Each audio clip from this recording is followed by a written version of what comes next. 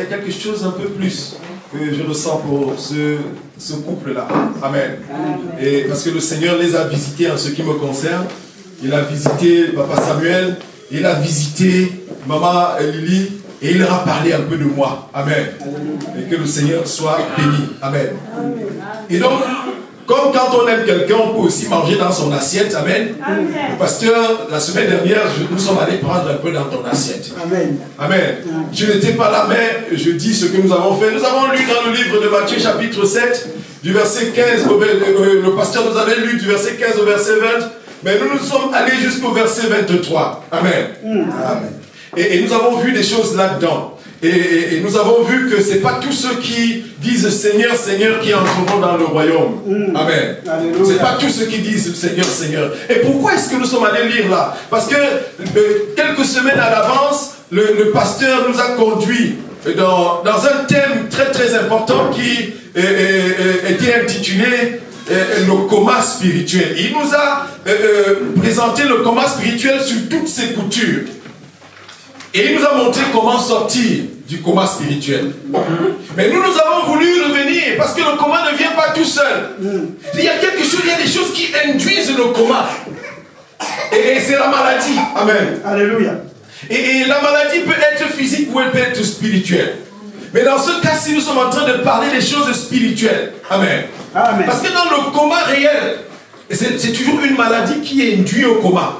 Cette maladie peut être en dehors du corps, elle peut venir de l'extérieur du corps, c'est-à-dire un microbe qui vient et qui rentre dans votre système de santé et qui le trouble. Mais il peut aussi être question de quelque chose qui normalement est constitué dans votre corps, mais qui devient un obstacle. Amen. Et l'Église est un corps. C'est le corps de Christ. Et il y a donc des choses comme ça qui peuvent sortir de l'extérieur pour troubler l'Église et apporter la maladie, c'est-à-dire le malaise dans l'Église. Mais aussi, il y a des choses à l'intérieur. Nous avons donc parlé des causes exogènes de la maladie spirituelle et des causes endogènes, des causes à l'intérieur du corps. Nous avons pris par exemple le caillot de sang, le sang qui coulait normalement. Il coulait normalement un jour, on ne sait pas pourquoi, il se coagule là-bas. Et il commence à couler encore avec le sang liquide jusqu'à arriver à un endroit où il va bloquer. Et à ce moment-là, il devient un problème. Mais on ne l'a pas vu venir. Et nous avons lu dans le livre nous avons lu la parabole de l'ivraie, et nous avons vu qu'un semeur avait semé. Et pendant que les gens se dormaient, l'ennemi est venu. Et il a semé l'ivraie. Et lorsque les serviteurs sont allés, et lorsque les fruits commençaient à apparaître, ils ont constaté qu'il y avait l'ivraie. Et ils sont rentrés voir le maître de la moisson, lui demander, maître, n'as-tu pas semé le blé? Il leur dit, si, que j'ai semé du blé. Mais d'où vient-il qu'il y ait l'ivraie? Amen. Amen. Et il leur a dit, c'est un ennemi qui a fait cela. Pendant que les gens dormaient, il est venu, il a semé, il s'en est allé. Amen. Un ennemi. Donc il y a des ennemis de l'extérieur qui viennent, qui sèment, qui repartent, mais il y a aussi les ennemis de l'intérieur. Amen. Les ennemis de l'intérieur. Bien-aimés, la Bible nous dit de nous examiner. Amen. Il dit examinez vous-même. Examinez-vous vous-même. Ce n'est pas d'examiner les autres. Nous ne sommes pas là pour examiner les autres. Alléluia. Chacun s'examine lui-même pour voir s'il est dans la foi. Alléluia. Pour voir s'il est dans la foi. Et c'est alors que il ajuste sa marche avec Christ. Amen. Alléluia. Ce que nous disons ici aujourd'hui, c'est une histoire vraie. Nous ne racontons pas des bobards ici. Et lorsque nous parlons de la parole de Dieu, quand je regarde souvent à l'époque je regardais, maintenant je ne regarde plus, je regardais avant, je regardais les séries télévisées. Et à chaque série télévisée, on dit ce film raconte une histoire vraie. Et que les artistes ont été triés sur le volet. Et que toute ressemblance n'est que pure coïncidence. Donc, si aujourd'hui la parole te touche, bien aimé, ne te bats pas avec. Ne te bats pas contre la parole. Amen. Amen. La parole vient pour nous transformer. La Bible dit que toute parole est inspirée de Dieu. Et elle est agréable. Et elle est agréable pour nous instruire, pour nous corriger. Amen. Amen, amen. Pourquoi? Pour que nous devenions saints et répréhensibles devant Dieu. Amen. Des hommes faits. Amen. Merci. Des hommes faits. Que nous atteignions une certaine maturité. Amen. Et parce que nous sommes en train de marcher, nous avons parlé du fruit. On ne mange pas les fruits jeunes. Ils ne sont pas bons. Amen. On mange des fruits qui ont atteint la maturité, qui sont devenus mûrs. Et il faut donc que le fruit suive le processus normal de maturation. Pour qu'il ayant atteint la maturité, qu'on puisse le manger et qu'il soit propre à la consommation. Il y a des fruits dont on force la maturation, on les fait cuire. Les gens qui sont tortueux, ils n'ont pas le cœur droit. Et il y a des commerçants comme ça, ils vont cuire des bananes, ils cuisent des mangues. Vous voyez, ça existe comme ça. En Afrique, au Cameroun, d'où je suis originaire, les gens font ça. Des commerçants qui ont le cœur tortueux, qui veulent vendre à tout prix. Et ils vendent des choses qu'ils ont forcé la maturité. Amen. Mais il n'en est pas ainsi pour nous. Amen. Amen, amen. La maturité doit venir toute seule et elle doit aller pas à pas. Et il y a un temps pour toutes choses. Alléluia. Amen, amen. Amen. Et ce matin, je vais encore prendre dans ton assiette. Amen. C'est notre assiette. Tu me permets? C'est notre assiette. Amen. Nous allons prendre dans l'assiette du pasteur. Et le titre que nous allons donner à notre parole de ce matin, c'est « Il faut qu'il y ait la différence ». Il faut qu'il y ait la différence. Dans le livre de Malachie, chapitre 3, au verset 18, quelqu'un peut nous le lire? Il dit « Et on verra à nouveau la différence ». Amen. Alléluia. On verra à nouveau la différence entre celui qui sert Dieu et celui qui ne le sert pas. Malachie 3, 18. S'il te plaît. Il est écrit ceci. Alors, à nouveau, vous verrez qu'il y a une différence entre le juste et le méchant, et entre celui qui sert Dieu et celui qui ne le sert pas. Amen. Amen. Merci. La différence entre le juste et le méchant. Alléluia. Nous sommes en train de voir comme ça les causes à l'intérieur du corps qui peuvent apporter des problèmes à l'intérieur du corps. Et comme l'église est un corps, l'église c'est le corps de Christ. Amen. Amen. Et à l'intérieur du corps, il y a des causes de la maladie qui peuvent entraîner au coma. Parce que le pasteur nous a dit que le coma en lui-même n'était pas une maladie, c'était un état transitoire. Et cet état peut aboutir à deux situations. Soit on sort du coma, on revient à la vie.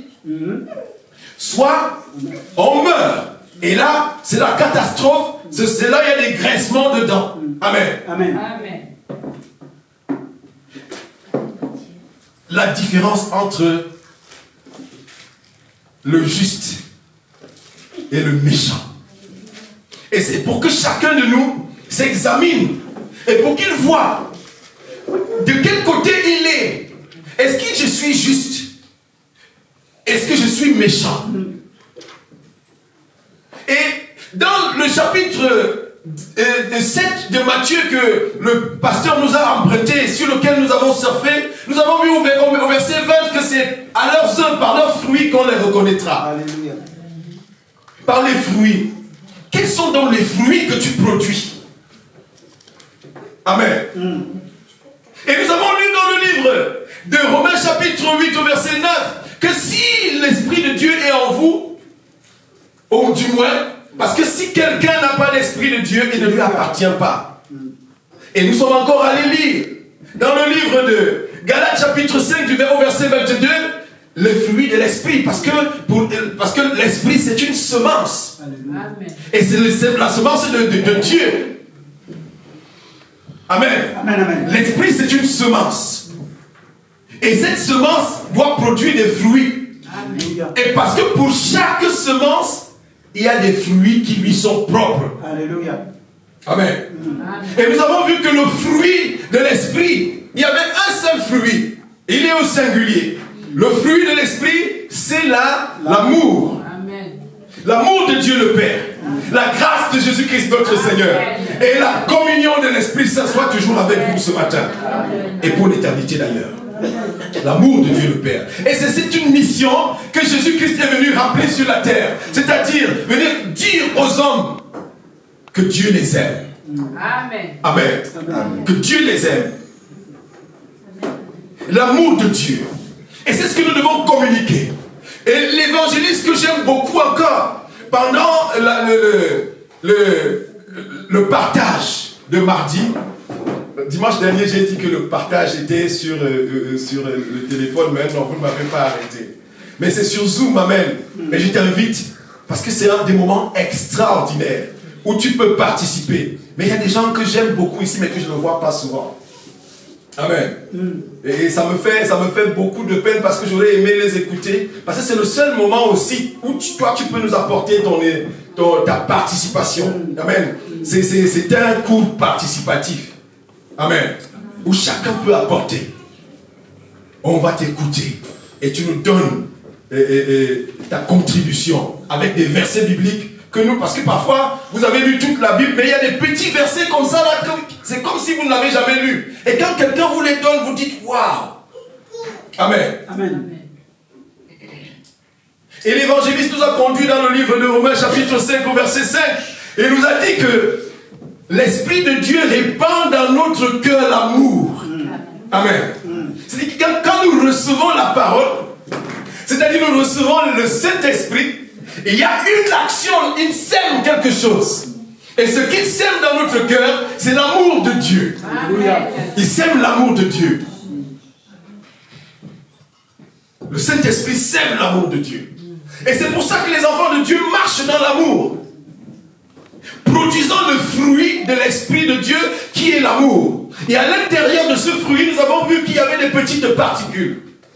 C'est la paix, la joie, la bénignité, la simplicité, la et tout ce que vous avez vu dans le livre de Galates chapitre 5 au verset 22. Amen. Amen.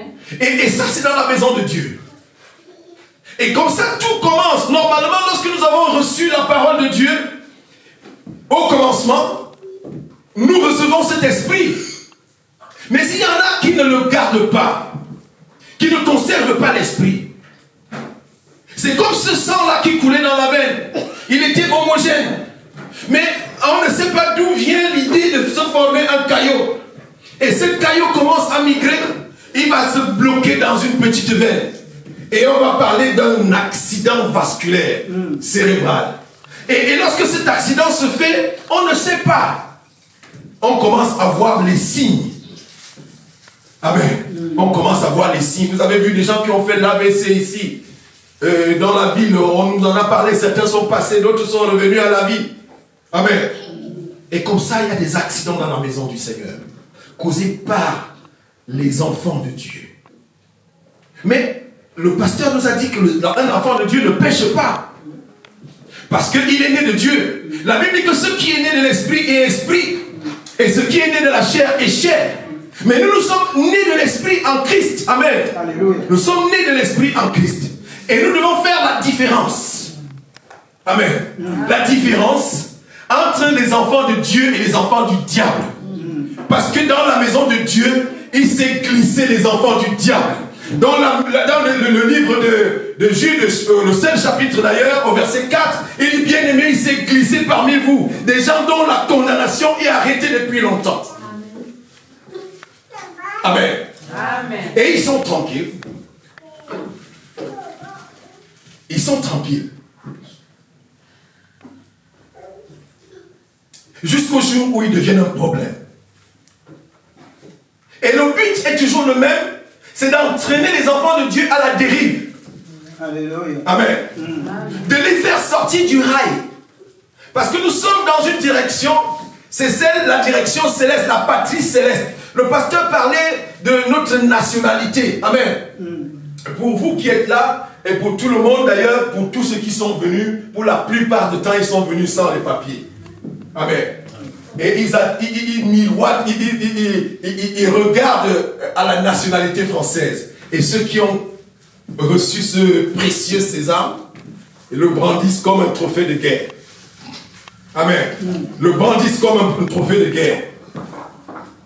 On cherche les papiers. Amen. Et maintenant, tout le monde se bat pour avoir la nationalité. Amen. Mais j'ai une bonne nouvelle pour toi. Amen.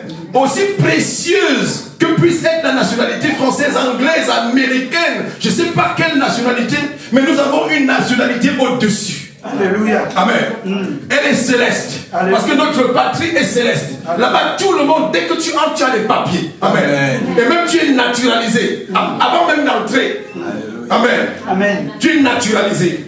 J'ai donc une nationalité supérieure. Amen. Amen. Parce que je suis héritier, en plus nous sommes héritiers de ce royaume-là. C'est-à-dire que nous partageons l'héritage au même titre que les fils du royaume. Alléluia. Amen. Amen. Si tu comprenais ce que je dis, tu allais être très content. Alléluia. Je suis un grand héritier. Et mon héritage est incontable.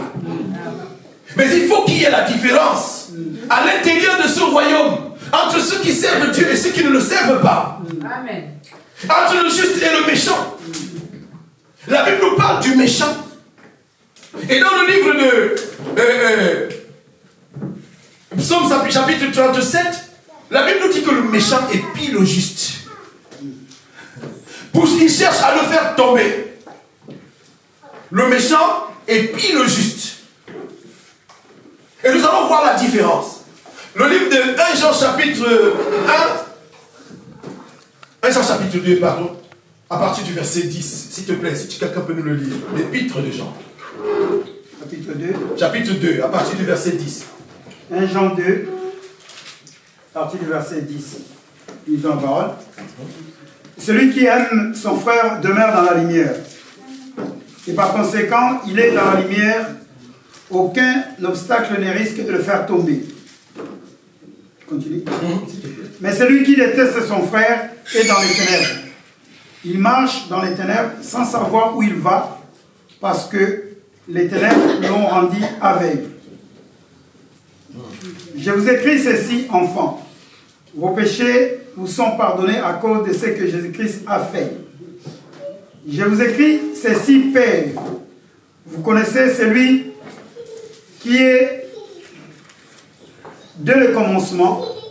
Je vous écris ceci, jeunes gens. Vous avez vaincu le diable. Je vous le confirme, enfants. Vous connaissez le Père. Je vous le confirme, le Père. Je vous le confirme, Père. Vous connaissez celui qui est dès le commencement. Tu peux t'arrêter. Et si on revenait un tout petit peu au verset 9, il dit celui qui dit qu'il est dans la lumière et qui hait son frère est encore dans les ténèbres. Celui qui dit qu'il est dans la lumière, c'est-à-dire qu'il a la parole. Parce que la parole de Dieu est une lumière. Ta parole est une lampe à mes pieds, une lumière sur mon sentier. Et celui qui dit qu'il a cette parole et qui hait encore son frère demeure encore dans les ténèbres. Amen. Amen. Et qui est le maître des ténèbres? C'est Satan. Donc il y a un enfant de Satan. Parce que l'amour, c'est notre métronome. L'amour de Dieu, c'est notre baromètre, c'est notre thermomètre. C'est là où nous mesurons si nous sommes en Christ ou pas. Et quand tu as l'amertume dans le cœur contre un frère bien-aimé, il y a un problème. Et dans le livre de Psaume chapitre 37, au verset 1, il dit, ne t'irrite pas contre le méchant. Même quand quelqu'un serait méchant, ne t'irrite pas contre lui. Amen. Amen, amen. Parce que ce que Dieu veut, ce n'est pas la mort du méchant. Dans le livre de... Tout à l'heure, nous irons là-bas dans le livre d'Ézéchiel, chapitre 33, parce que Ézéchiel nous a parlé au chapitre 3, et au chapitre 33, il nous parle de la personne du méchant, du juste et du méchant.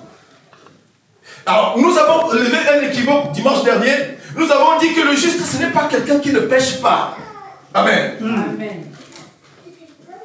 Le juste, c'est celui qui suit la justice de Dieu. Le juste, c'est celui qui recherche la justice de Dieu. Qui a reçu Christ et qui marche avec lui. Et le pasteur nous a dit que parfois nous bronchons. Et il arrive que le juste bronche. Il arrive même qu'il tombe. Et il tombe une fois. Il peut tomber 2 fois. Il peut tomber 3 fois. Il peut tomber 4 fois. Il peut tomber 5 fois, 6 fois et 7 fois. Il tombe et il se relève. Alléluia. Parce que le but de la parole, c'est de te fortifier dans la marche pour que tu atteignes la maturité. Alléluia. Paul dit non pas que j'ai déjà atteint le but, mais je suis en train de courir encore. Et pendant que tu cours encore, tu peux trébucher. Amen. Alléluia. Et le but des frères, c'est de soutenir celui qui a trébuché. Et nous avons vu que l'église aujourd'hui tue ses blessés. Quand il y a un blessé à l'église, l'église le tue. Va l'affubler d'accusations de... non, mais nous ne sommes plus l'église à ce moment-là. L'église, c'est la compassion. La Bible dit ému de compassion. À chaque fois que Jésus, il était ému de compassion. Il était ému de compassion. Et l'amour engendre la compassion. Alléluia. Est-ce que tu as compassion de quelqu'un qui souffre à côté de toi? Est-ce que tu prends 2 minutes pour le pasteur par semaine? Pour prier pour lui, 2 minutes par semaine. Je ne dis pas par jour. Bien sûr. Amen. Que Dieu veille à ce que tu le fasses. Amen. Est-ce qu'au-delà du pasteur, que bon, voilà, nous tous nous l'aimons, est-ce que le frère qui est à côté là, tu prends 2 minutes par semaine pour lui? Est-ce que quand il est dans les problèmes, tu racontes ces problèmes-là au frère? Il aime entendre. Il aime trop. C'est bien fait pour lui parce que vraiment. Et c'est là il faut qu'il y ait la différence. Alléluia. Entre ceux qui servent Dieu et ceux qui ne le servent pas. Alléluia. Ceux qui servent Dieu sont dans la compassion de Christ. La Bible dit, ayez en vous les sentiments qui étaient en Jésus-Christ. C'était des sentiments de quoi? D'abord d'humilité. Lui qui était, il ne s'est point regardé comme étant, il pourrait arracher d'être égal avec Dieu. Mais il s'est humilié d'abord. Et il a pris la forme d'un serviteur. Il a paru comme un simple homme, pourtant il était Dieu. Amen. Amen. Et il est venu, il a été obéissant jusqu'à la mort. Il est mort pour toi et pour moi. C'est pour ça que Pâques, pour nous, c'est chaque jour. Alléluia. Et parce que nous avons le souvenir chaque jour. Il dit qu'à chaque fois que vous prendrez le repas, souvenez-vous de la mort de Christ, parce que c'est le Christ que vous annoncez. C'est la mort de Christ que vous annoncez. Amen. Lorsque nous bénissons le repas avant de le manger, c'est Christ que nous annonçons la mort de Christ. Parce que pour nous-mêmes, le repas que nous prenons à la maison, c'est une sorte de sainte scène. Amen. Amen. Et donc la différence doit être là. Entre ceux qui servent Dieu et ceux qui ne le servent pas.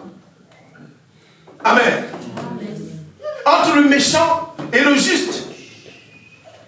La Bible dit que Dieu pardonne les péchés. Amen. Dieu pardonne les péchés. Mais cependant, le salaire du péché, c'est la mort. Éphésiens 6, verset 23 là-bas. Il dit le salaire du péché, c'est la mort. Mais le don gratuit, c'est la vie éternelle en qui? En Jésus-Christ. En Jésus-Christ. Et ceux qui sont en Christ ont la vie éternelle.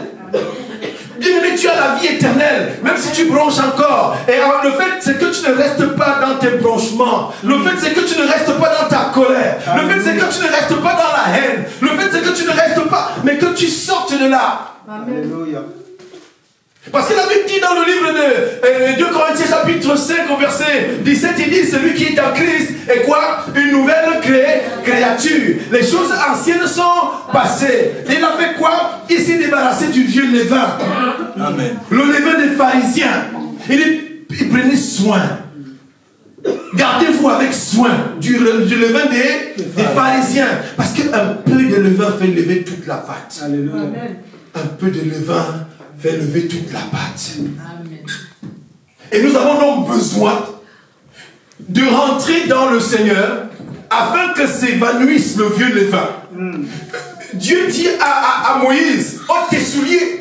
Parce que le lieu où tu te tiens est un lieu saint. Dans le livre de Exode chapitre 3 là-bas. Il dit ôte les souliers parce que le lieu où tu te tiens est saint. Or, les souliers que tu portes, ce sont les souliers du vieil homme. Amen. Alléluia. Amen. Le Seigneur ne veut pas le vieil homme.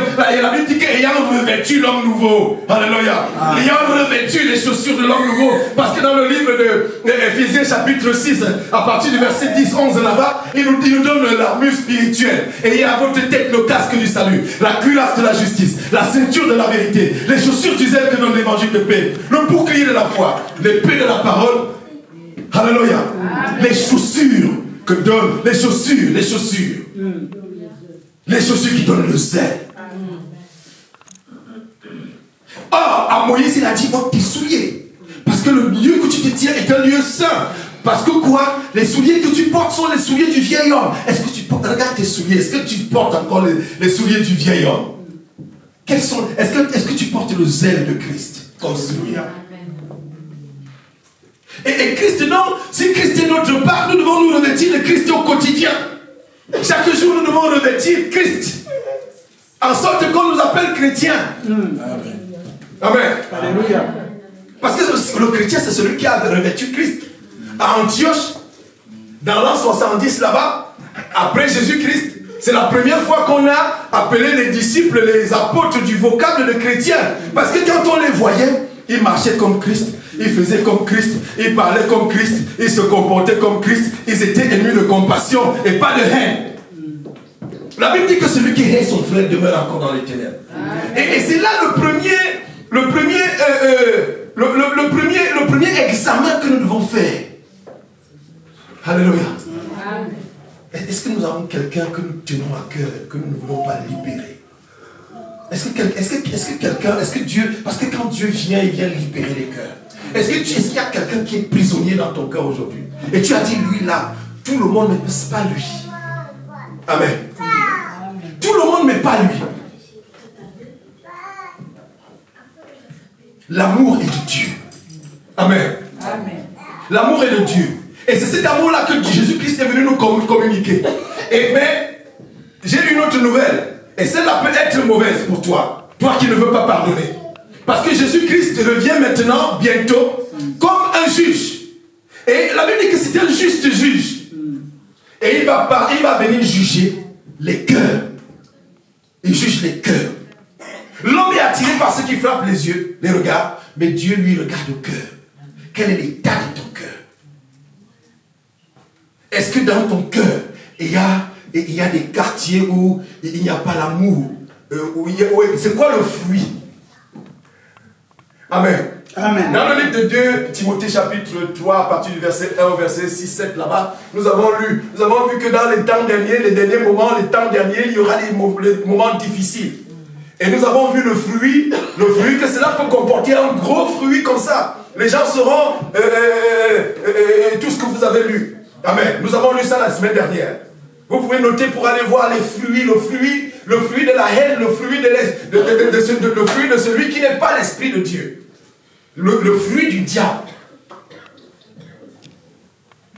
Et donc dans ce verset que nous avons lu avec le pasteur, au verset 10, il dit si quelqu'un, au verset 9 de 1 Jean chapitre 2, il dit si quelqu'un dit qu'il est dans la lumière et qu'il hait son frère, il est encore dans les ténèbres. Il dit celui qui hait son frère demeure. Celui qui aime son frère demeure dans la lumière. Amen. Amen. Celui qui aime son frère demeure dans la lumière. Celui qui aime son frère demeure dans la lumière. Et au chapitre qui suit, le chapitre 3 de 1 Jean, au verset 10, il dit c'est par là que se font reconnaître les enfants de Dieu et les enfants du diable. Il dit quiconque ne pratique pas la justice n'est pas de Dieu, non plus que celui qui n'aime pas son frère. Amen. Amen. Celui qui n'aime pas son frère n'est pas de Dieu. Et c'est qui ton frère? Amen. Amen. C'est qui ton frère? C'est ton frère dans la chair, ton cousin. Chez nous en Afrique, il n'y a pas le mot cousin, ça n'existe pas. C'est les frères. Amen.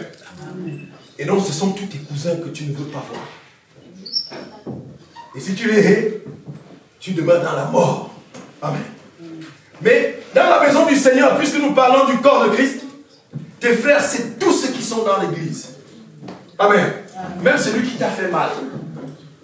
Amen. Même celui qui t'a fait mal est ton frère. Et ton devoir, c'est de l'aimer, de prier pour lui, afin que la miséricorde de Dieu vienne sur lui. Amen. Est-ce que quelqu'un m'écoute? Un évangile différent de celui-là est un faux évangile. Parce que l'évangile de Jésus-Christ est un évangile de pardon. Il est venu pardonner les péchés. Amen. Il est venu pardonner les péchés, il n'est pas venu condamner. Mais il vient bientôt pour condamner. Et c'est pour ça qu'il nous dit ne jugez de rien avant le temps. Parce que vous allez juger même les anges. Vous allez juger les anges, mais pour le moment, pardonnez. Comme le Père m'a envoyé pour pardonner les péchés, mais moi aussi je vous envoie pour pardonner les péchés. Amen. Et il dit, ceux à qui vous pardonnerez les péchés seront pardonnés. Et ceux à qui vous allez les retenir, ils seront retenus. Mais le but pour nous, c'est quoi? C'est de réconcilier les hommes avec Dieu. Dans le verset 20 de 2 Corinthiens 5, il nous dit que nous devons réconcilier. Il dit, Paul le suppliait même. Il dit, nous faisons fonction d'ambassadeurs de Dieu sur la terre, comme si Christ exhortait par nous. Il nous dit, nous vous en supplions, soyez réconciliés avec Dieu. Mais comment est-ce que tu vas être réconcilié avec Dieu si tu n'arrives pas à te réconcilier avec ton frère que tu vois? Comment est-ce que tu te réconcilies avec Dieu que tu ne vois pas? Alors que ton frère que tu vois, tu n'arrives pas à te réconcilier avec lui. Tu peux même attraper un arrêt cardiaque juste de penser à lui. Libère ton cœur ce matin. Alléluia. Christ est venu libérer les captifs. Alléluia. Et il y a quelques captifs dans les cœurs. La différence entre ceux qui servent Dieu et ceux qui ne le servent pas sont aussi là. Nous allons passer très rapidement dans le livre d'Ézéchiel, chapitre 33. Ézéchiel 33, s'il vous plaît.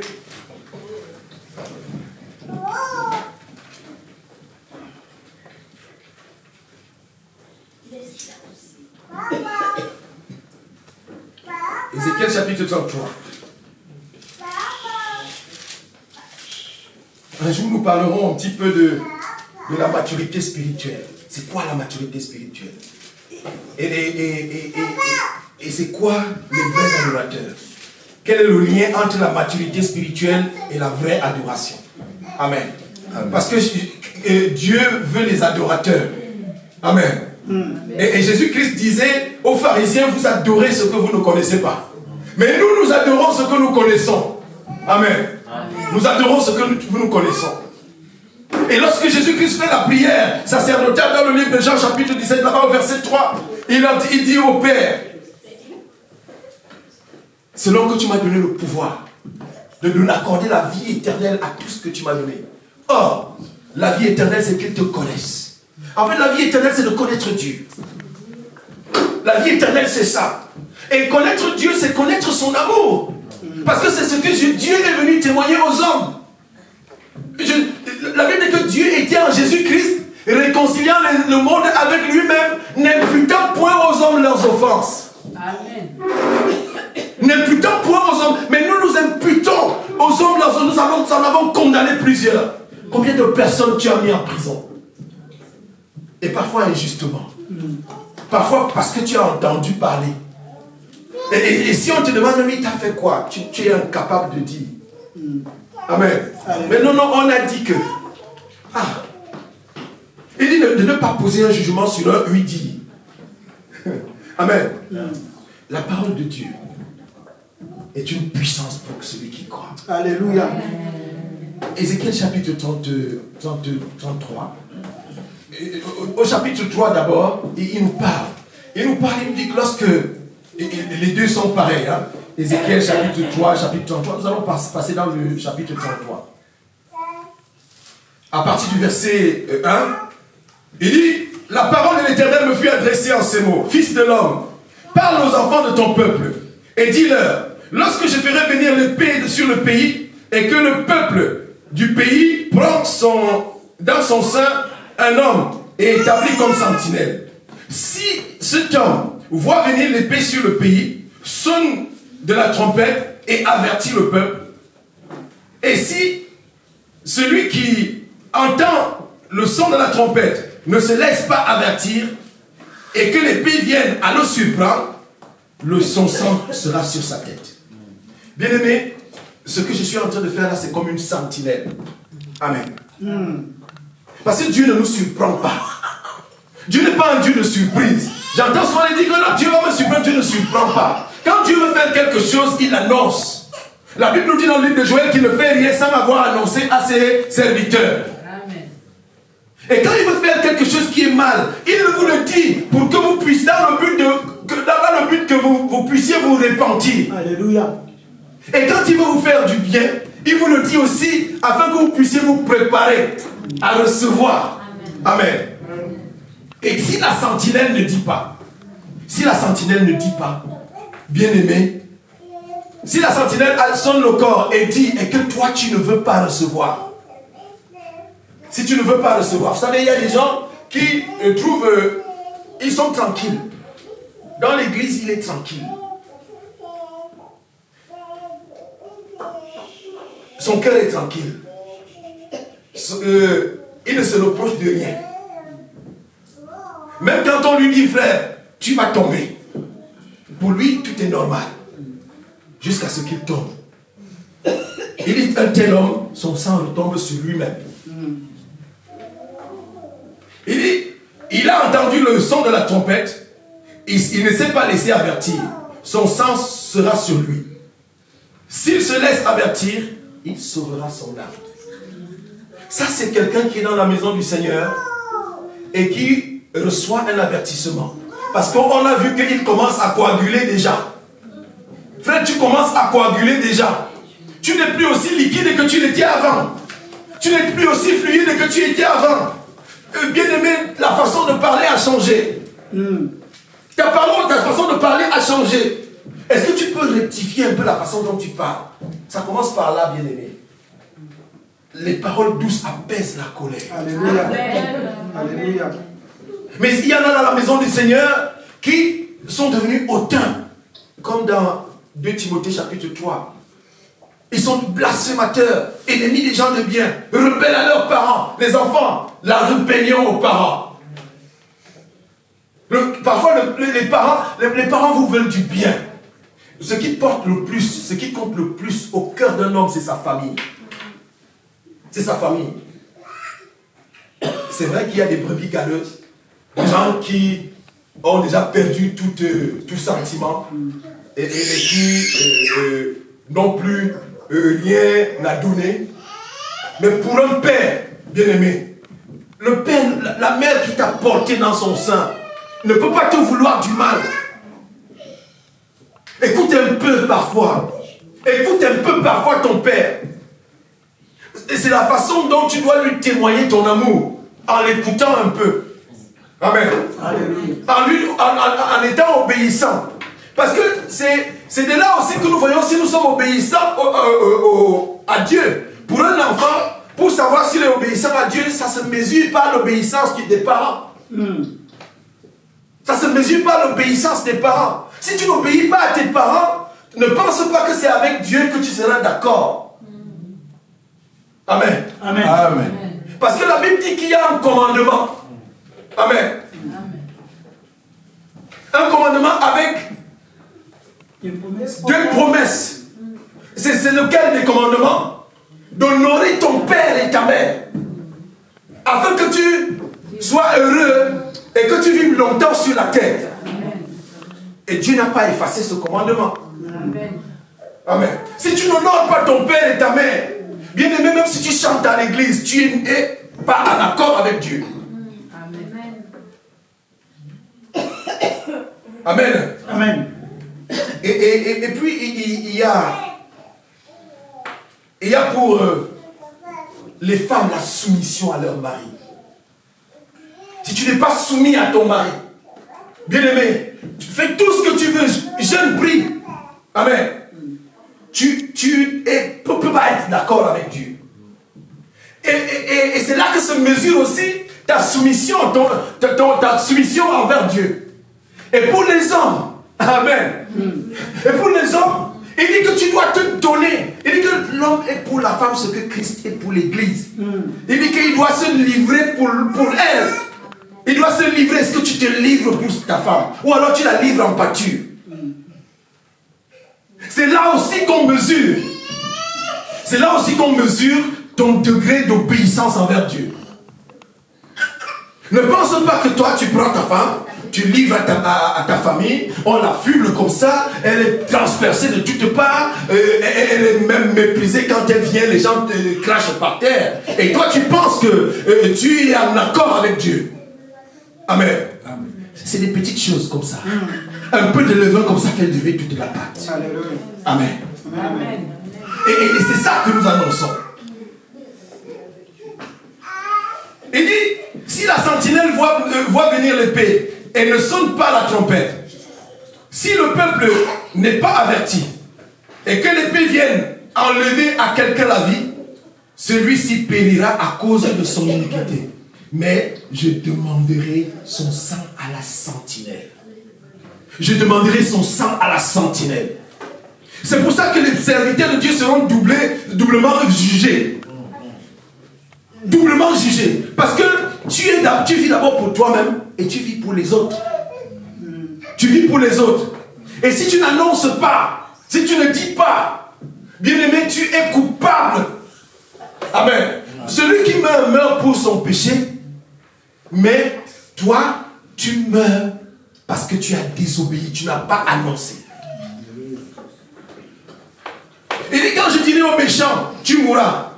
Si tu ne parles pas pour détourner le méchant de sa voie, ce méchant mourra dans son iniquité. Et je te demanderai son sang. Le méchant mourra dans quoi? Dans l'iniquité. L'iniquité, la Bible dit que Dieu pardonne les péchés. Amen. Mais il punit l'iniquité des pères sur les fils. L'iniquité, c'est quoi? Ce sont les injustices. Dans le livre de Zacharie chapitre 3, là-bas, nous avons vu la vision du grand prêtre Josué. Il est allé se présenter devant Dieu et il avait un vêtement sale.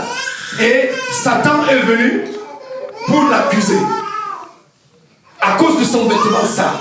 Si le péché bien-aimé nous éloigne de Dieu, l'iniquité salit notre vêtement. Amen. Et le Seigneur veut que nous puissions laver notre vêtement. Amen. Laver notre vêtement.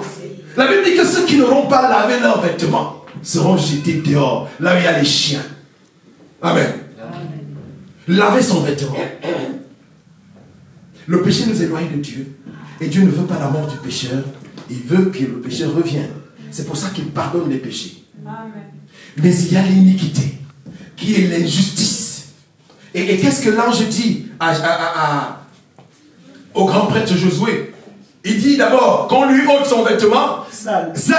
Amen. Amen. Et c'est ce que nous devons faire dans la maison du Seigneur. Et ça, c'est chaque jour. Si nous voulons fêter la Pâque, amen.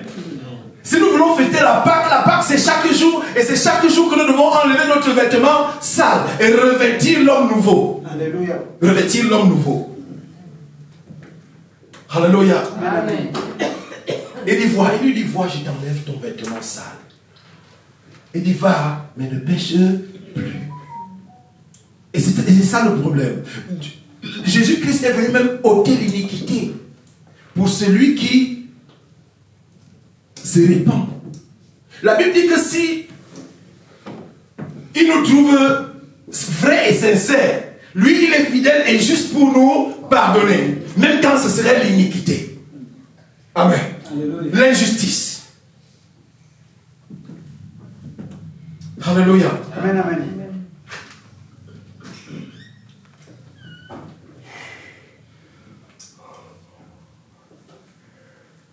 C'est très important de faire cette différence. Et ça, c'est dans l'amour que ça se pratique. S'il n'y a pas l'amour, l'amour, c'est la semence qui induit toutes ces choses. Si tu... Vous savez, il y a des gens, ils te voient marcher, et ils savent que tu peux trébucher, mais ils veulent voir. Il va voir comment tu vas faire. Il va voir comment tu vas faire. Et on va voir comment il va faire. Et dans la maison de Dieu, il y a ça. Nous sommes en train de traiter comme ça des causes internes qui peuvent induire la maladie dans le corps de Christ. Et cette maladie va induire, elle, le coma spirituel. Amen. Amen. Amen. Est-ce que quelqu'un peut changer aujourd'hui? Est-ce que quelqu'un peut prendre un engagement de veiller? Jésus-Christ dit, veillez les uns sur les autres. Veillez les uns sur les autres. Et la façon de veiller les uns sur les autres, c'est de prier les uns pour les autres. Alléluia. Quand tu vois un frère en difficulté, il ne parle plus, ce frère ne parle plus. Ça fait longtemps, c'était pourtant un frère qui parlait. Mais il ne parle plus. Qu'est-ce qu'il ne va pas? Approche-toi de lui. Ne t'approche pas de lui dans la moquerie. Approche-toi de lui dans la compassion. Que le frère sente qu'il y a quelqu'un qui compatit à sa situation. Et alors le frère va t'ouvrir son ventre. Et quand il t'ouvre son ventre, ce n'est pas pour que tu entendes ça radio-trottoir. C'est pour que tu prennes en compassion et que tu prennes peut-être un jeûne pour lui. C'est ça l'église, c'est ça les enfants de Dieu. Mais aujourd'hui, nous avons quelque chose qui n'est pas l'église. Où les gens prennent les gens à part et ils mettent à l'oreille et disent non, le pasteur, d'abord, ce n'est pas un vrai pasteur. Il n'est pas établi. Il n'est pas établi. La Bible dit ne touchez pas à mes oins. Amen. Et ce n'est pas si tu crois qu'il est oint ou pas. Amen. Celui qui l'a oint sait qu'il a oint. Ce n'est pas à toi de juger. Et encore plus tu juges. Il dit ne jugez pas le serviteur d'autrui. Non, ne va pas chercher, il commence à parler aux autres, non, ne parle plus là-bas, parce que vraiment, quand que l'autre est là-bas, moi je ne parle plus là-bas. Est-ce que c'est l'évangile là-bas? Non. Et c'est par là que se font voir, ça, connaître les enfants de Dieu et les enfants du diable. Parce qu'ils ne manifestent pas l'amour des enfants du diable. Les enfants de Dieu manifestent l'amour de Christ, qui était dans la compassion. Jésus-Christ, on l'accusait. Jésus-Christ demande, que dit-on que je suis là-bas dehors quand vous allez? Mais les disciples ne voulaient pas lui dire la vérité. Les disciples lui disent que non, certains disent que tu es Jean-Baptiste, d'autres disent que tu es Élie. Il dit vous maintenant, vous dites que je suis quoi? Parce que Jésus-Christ savait ce qu'on disait de lui. Jésus-Christ savait qu'on disait qu'il était un mangeur, il était un buveur, il était un ami des prostituées et des gens de mauvaise vie. Ça, c'était le Jésus. Il y a même qui ont dit que c'était Belzébul en personne. Il savait tout ça. Mais ils voulaient entendre un peu ce que les autres disent. Ils n'ont pas osé. Amen. Amen. La suspicion. La suspicion. Amen. Amen. Il me vient à cœur cette histoire lorsque les disciples ont trouvé Jésus-Christ là-bas au puits avec la Samaritaine. Ils étaient étonnés qu'il est en train de parler avec une femme. Ils disaient, mais qu'est-ce qu'il est en train de lui dire? Mais ils n'ont pas osé lui poser la question dessus. Amen. Amen. La suspicion. Frère, priez pour les gens. La prière, ça marche. Alléluia. La prière marche. Bien aimé, la prière marche. Si tu vois un frère qui est ivrogne, bien aimé, prends un jeûne pour lui. Alléluia. Et ce sera le témoignage que tu vas donner. Peut-être lui-même, il va donner ce témoignage parce que Dieu va le visiter. Et Dieu va lui dire qu'un frère a prié pour toi. Et toi-même, tu donneras ce témoignage parce que tu as prié pour ce frère. Et tu as vu la manifestation de l'amour de Dieu. Amen. Amen. Est-ce que la Pâque est nécessaire pour nous? Alléluia. Est-ce que nous pourrons la manger tous les jours? Parce que c'est la Pâque du Seigneur, ça. Éloigné du vieux levain. Ayant enlevé les chaussures du vieil homme. Ayant revêtu les chaussures du zèle que donne l'évangile de paix. Parce que l'évangile, c'est l'évangile de paix. Amen. L'évangile qui donne la paix. Amen. Amen.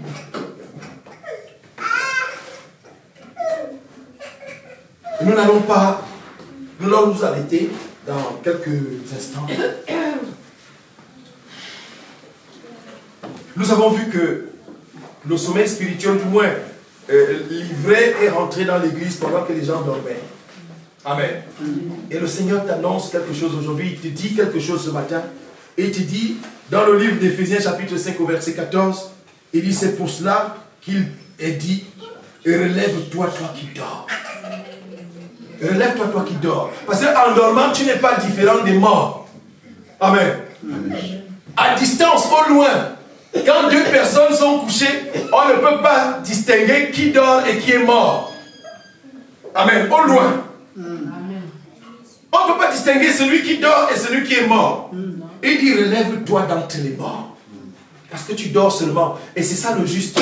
Le juste est celui qui est dans l'église, mais qui s'est endormi. Et il dort parmi les morts. Et c'est ce juste-là que Jésus-Christ défend. Amen. C'est un homme spirituel, mais il est dans un état de sommeil, de somnolence spirituelle. Et il faut qu'il réveille son esprit. Il peut réveiller cet esprit par le jeûne et la prière. Amen. Amen. Par le jeûne et la prière. C'est pour ça qu'il est important de jeûner et de prier. De prendre des programmes personnels. Quand ton cœur commence à haïr le frère, prends un jeûne. Dis au Seigneur, ce n'est pas normal. Tu es amour et tu répands, comme l'évangéliste nous a dit dans le livre de Romains 5:5, il nous a dit que Dieu répand par son esprit l'amour dans notre cœur. Et cet amour, il n'y a pas de distinction dans cet amour, que non, c'est seulement l'amour pour les frères, ou non. Et la Bible dit que nous savons que nous sommes passés de la mort à la vie parce que nous aimons les frères. Amen. Nous sommes passés de la mort à la vie parce que nous aimons les frères. Il dit que celui qui hait son frère est un meurtrier. Et vous savez qu'aucun meurtrier n'a de vie éternelle demeurant en lui. Celui qui hait son frère est un meurtrier. Et vous savez qu'il n'y a aucun meurtrier qui ait en lui la vie éternelle. L'amour de Dieu, est-ce que l'amour de Dieu peut rentrer? Est-ce que quelqu'un peut ouvrir son cœur pour que l'amour de Dieu rentre? Le Saint-Esprit est là. Amen. Il veut répandre, il répand. Il est en train de répandre, c'est la Pâque du Seigneur. Amen. Il répand dans notre cœur l'odeur de son amour. Amen. Amen. Est-ce que tu veux recevoir l'amour de Dieu? Alléluia. Est-ce que quelqu'un veut prendre un engagement de servir Dieu dans l'amour? Apaiser les colères, apaiser les tensions. Amen. Alléluia. Ne pas élever la voix. Ne pas les querelles. Amen, les querelles.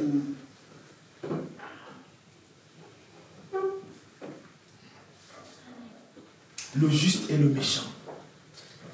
Le méchant, c'est celui qui n'aime pas son frère. Et le juste demeure dans l'amour. Amen. Le juste demeure dans l'amour.